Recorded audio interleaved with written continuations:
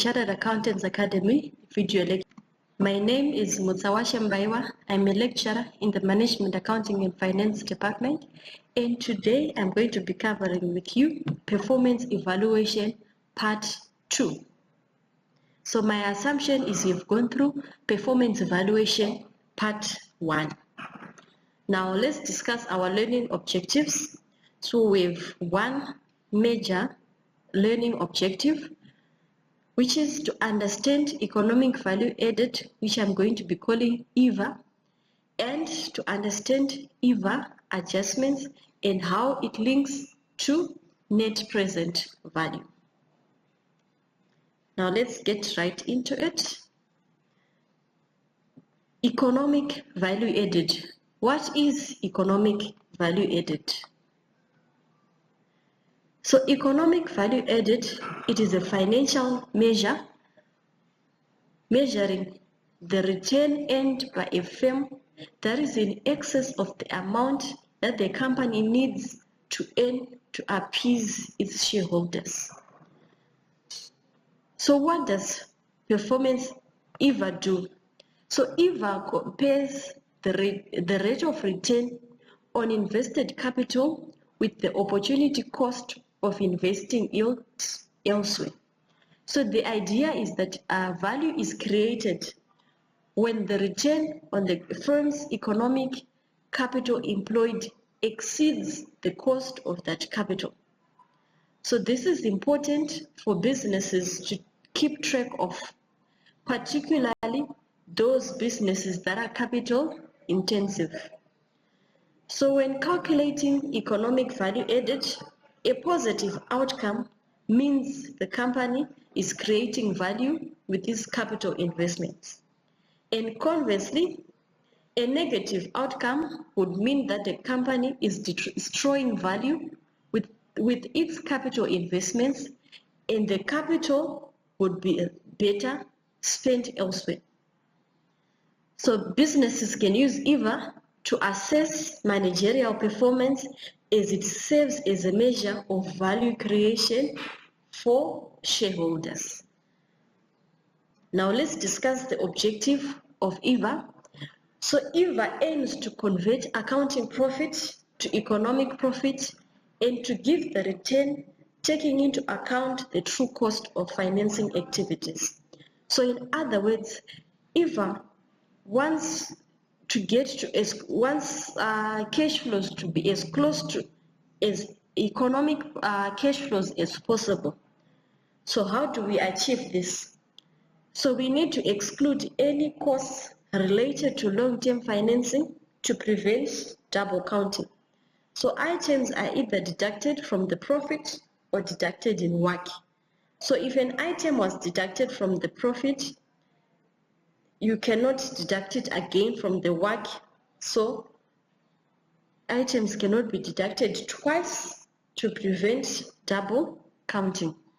So we need to consider what has been included in profit as the starting point. Now let's go into the formula. As we discussed earlier, EVA wants to measure value that is created from the capital that has been invested from the project, and what return in the form of profits are we getting. So the formula is our operating income after tax plus or minus adjustments, which are accounting adjustments, less my WACC multiplied by total assets less current liabilities. So the total assets less current liabilities speaks to investment side. So we covered what assets to include under investment when we talked about return on investment in part 1 of performance evaluation lecture. So we are not going to be focusing on the total assets less current liabilities section or on the WACC section, but rather we'll be focusing on the operating income after tax plus or minus adjustments. What items should we include, and how will they impact on the profit that we currently have? So key principles when adjusting profit are: we need to reverse accounting entries and account for economic substance. So we need to replace accounting depreciation with economic depreciation, which reflects the economic usage of an asset. Number two, we need to reverse once-off items that are not sustainable and would distort long-term profit. So for your once-off items, say you decide to sell an asset that is lying idle, that forms an example of a once-off item, and it is not sustainable as you are not going to be selling assets on a regular basis. So if we include such a sale, it is going to distort our long-term profit. Lastly, we need to reverse non-cash entries. For example, your deferred tax, as you want to be as close to cash flow as possible. Now let's discuss on accounting adjustments. First of all, we need to adjust for amounts that are expensed under IFRS that have enduring benefits. So examples of amounts that are expensed under IFRS were, for example, advertising costs, research and development, and intangible assets that do not meet the recognition criteria. So for such expenses, they might be expensed under IFRS but actually have enduring benefits. For example, I'm going to pay the advertising costs now, but I'm going to enjoy the benefits of the advertising or from the research and development over a period of 4 years. So I need to adjust for such expenses. Now, how do I adjust? So the income and expenses are adjusted for these amounts. So if you were to provide journal entries, the transaction affected the income, it also affected the assets. So these were adjusted when we paid for the advertising. So what do we need to do? We need to add back the expense to income, and then we capitalize to the asset and amortize over a period of benefit. So I add back my advertising income, I capitalize the advertising cost as an asset, which I'm going to amortize over the period of benefit. Number two, we need to adjust for purely accounting entries, that is no physical cash flows. For example, your depreciation, your amortization, even your deferred tax and your provisions. For example, your provisions for credit losses, your provision for doubtful debts. So for those items, we need to add back to income to reverse the accounting. And if information is provided as to how the real economic value of an asset is declined during the year due to utilization, this amount should be removed from income as economic depreciation. So we need to deduct this economic depreciation. As highlighted earlier, we need to adjust for accounting cash flows and rather reflect economic usage. So if information of the economic usage has been provided, we deduct the economic depreciation from income. And for profits and losses on sale of unusual items not normally sold by the business, that is what we call once-off items, which we discussed is not sustainable and would distort the long-term profits of the business. So how do we adjust for this? So we have your profit or loss on sale of property, assuming not usual. So these profits and losses are not an indication of sustainable earnings. They are once-off and therefore should be removed, as they may inflate or deflate the real performance of the manager. So what do we need to do? On the income side, where we are talking, how did it affect the operating income? So for a profit, it increased the income, so we need to deduct profit on sale of property. But if it was a loss, it was an expense, so we need to add back to income to reverse the accounting, and then the asset that was sold, we need to add back that asset to the total assets so that we go back to a position where we were before we sold the property. Now let's discuss the advantages and disadvantages of economic value added. So for economic value added, the operating income limits manipulation. So the accounting adjustments that we just discussed previously remove IFRS distortions and provide economic profit. This removes the element of manipulation, that is, those accounting adjustments that is where normally manipulation might happen. So by us adjusting for those accounting adjustments, it removes those distortions and provides economic profit. And it takes into account, why? Because it is actually a cash flow that has been incurred by the entity, and is highlighted, our objective is to get to as close to economic cash flows as possible. So since tax is an actual adjustment, we would need to take it into account. The other advantage is that it properly calculates the result that we get, that is the EVA, is calculated hinged on work. So based on that, it takes gearing into account, that is how the entity's capital structure, is, and it allows for different risk levels to be taken into account through use of different costs of capital. So the work consolidates different cost of capital, allowing us to factor in different risk levels should be as we are operating.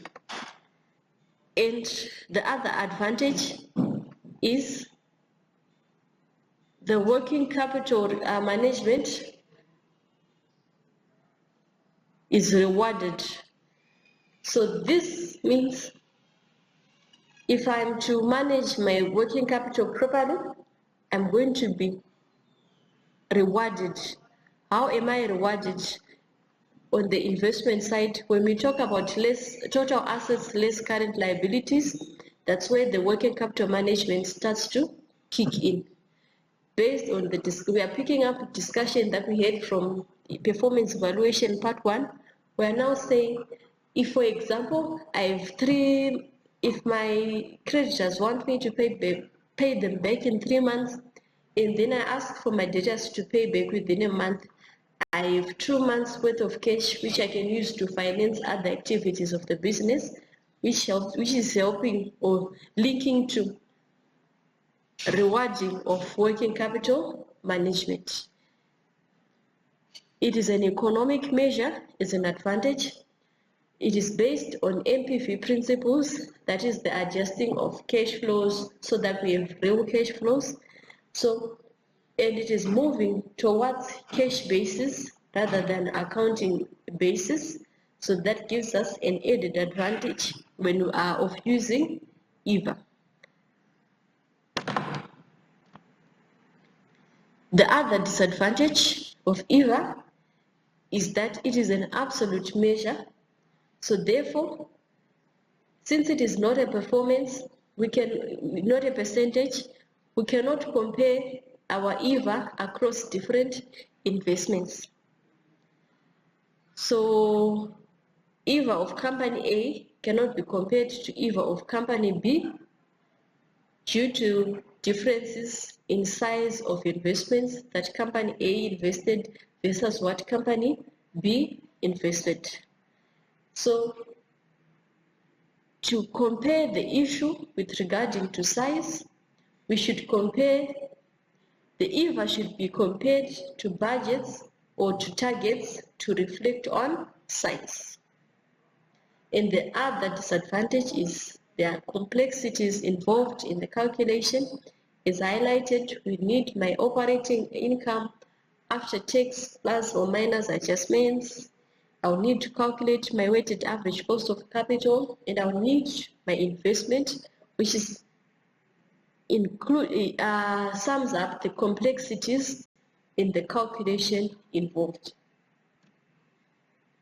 Now let's link back our EVA and our net present value. So since the net present value maximizes shareholder value, and the present value of the EVA is equal to the net present value, EVA should also maximize shareholder value.